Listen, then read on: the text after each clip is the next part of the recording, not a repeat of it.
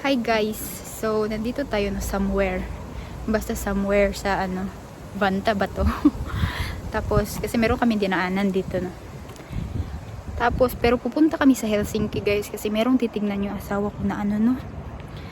Van na naman guys. Hindi pa nga na technical inspection yung van namin, naghanap naman siya ng van pero yung van na yun is siya no. Camping van ba, camper van. Siya? Self-made ba? DIY. Ganun. Tingnan namin no kasi mura lang siya. Tingnan ng asawa ko kung okay yung yung engine, yung makina or okay yung mga appliances ba, kung gumagana ba, yung heater, yung ref kasi iyon ang pinakakailangan no. And today is sobrang guys, sobrang warm. 18 degrees ngayon guys. Sobrang ganda ng no weather. Malapit na talaga mag summer.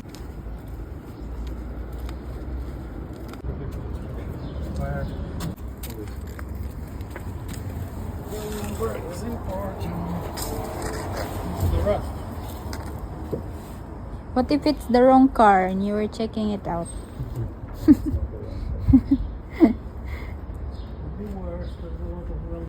En mä voi tässä pihalla ruveta hitsaamaan. Ja sit jos sä annat sen, mä kävin tossa Hertton, että on vähän tämmönen ongelmatonta. Nyt mä löysin tuolta maaseudulta yhden kaverin, mikä ensi viikolla voi tehdä sen, jos kukaan ei osta sitä sisältöpäätöstä. Kyllä se nyt varmaan on.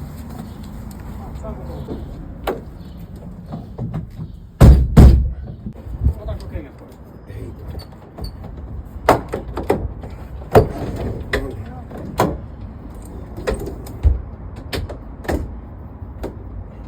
Niin monta vuotta seissyt tää auto.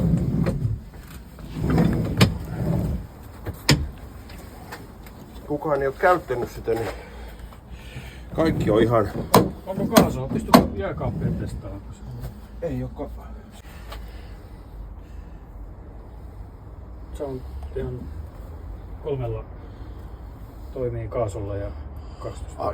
Mä en tiedä, se pitäisi varmaan ottaa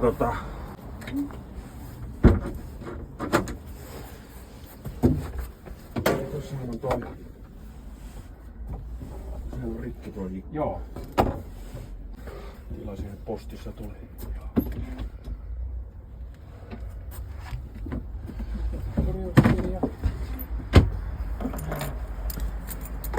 Tässä pöytä täältä. Ja sitten tää penkkihän kääntyy Okei, kapteenin penkki. Joo. Niin sit voi syödä tässä näin. Joo.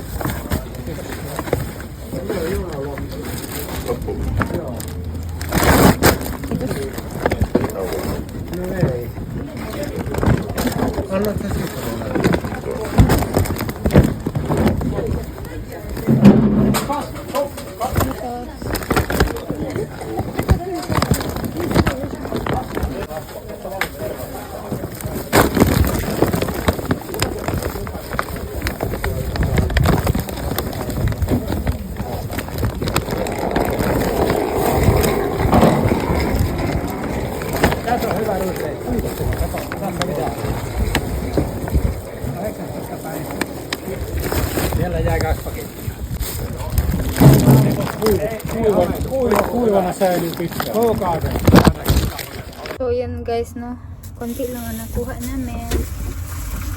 Kainin natin itong tinapay na sweet bread at saka oat drink na choco. Oh, he really left it. Wait. Naiwan niya yung paper dito nung isang araw. Here, eat first. Sweet bread.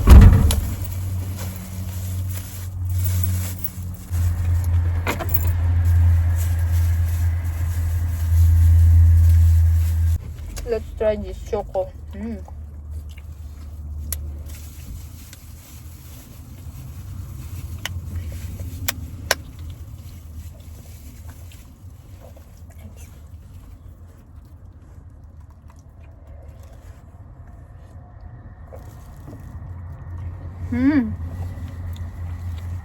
Parang chucky.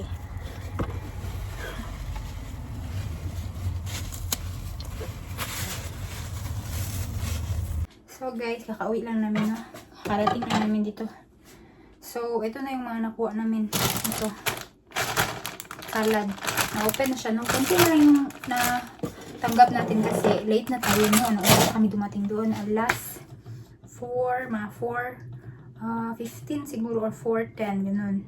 Tapos nag-start yung pagbigay ng food is alas 4 exactly. So, late tayo. Ang pinaka the best na time magpunta doon, dapat nakapila ka na doon, alas 3 pa lang, no? So, 1 hour yung hintayin mo para ikaw yung pinakauna ba?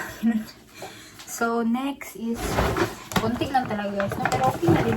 Kasi wala. Ito, hininuman na namin, no? Oat drink, choco ang flavor. Sarap niya, parang siyang chucky. Chucky natin ba? Ito, rosemary. Ito, tinapay. Ito, yogurt. Ito, ay.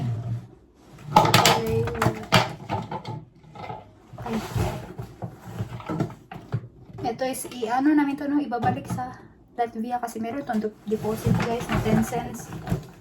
Ito is chocolate pudding. Lemon. Painumin ko yung asawa ko ng lemon na. Kasi hindi ito feeling good guys. Ito is mint. Tapos ito ay ano ito? Parang sausage na ini-slice. Ganito. Ito pa. Nakita niyo ba? In-slice siya na. Next. Yogurt. Pudding. At saka itong oat drink na choco flavor. At saka lemon. At saka itong bag na tinapay. Pero yung tato yata yung binigay sa amin na ganito. Binigay na ng asawa ko yung isang bag. So, yun lang siya guys, no? Konti lang. Pero okay lang. Now, doon naman tayo sa sasakyan, no? Yung tinignan namin na sasakyan. Is, akala ko talaga okay lang siya, no?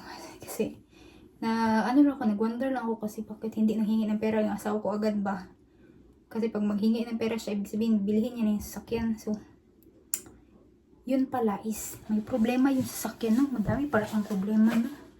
Yung madaming sira, nakita niyo naman sira yung pinto. Tapos, yung sa makina daw is ano, may, ang tawag mo, blow by daw ba?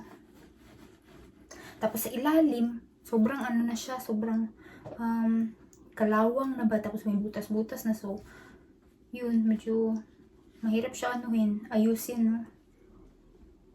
Kung mas mura pa siya. Pero para sa asawa ko is parang hindi worth it guys kasi magpaayos ng sasakyan dito sa Finland mahal. So kung dadalhin yun sa, for example, sa Latvia, yun medyo okay. Kasi mas mura doon.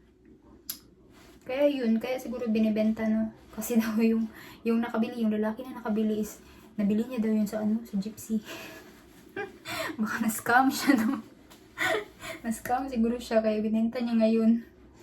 Tapos yung asawa ko is masyado man siyang magaling sa mga ganyan, no. Check. Hala, nandun na siya sa ilalim, guys.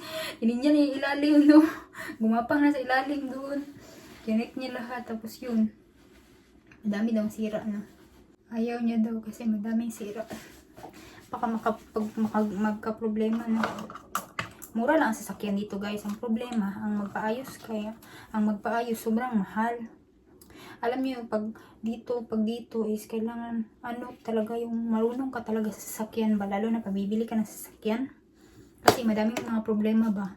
Tapos pagdating sa technical inspection is yun, babagsak ang sasakyan mo. I mean, inspection ba? So, babagsak siya kung marami siyang problema.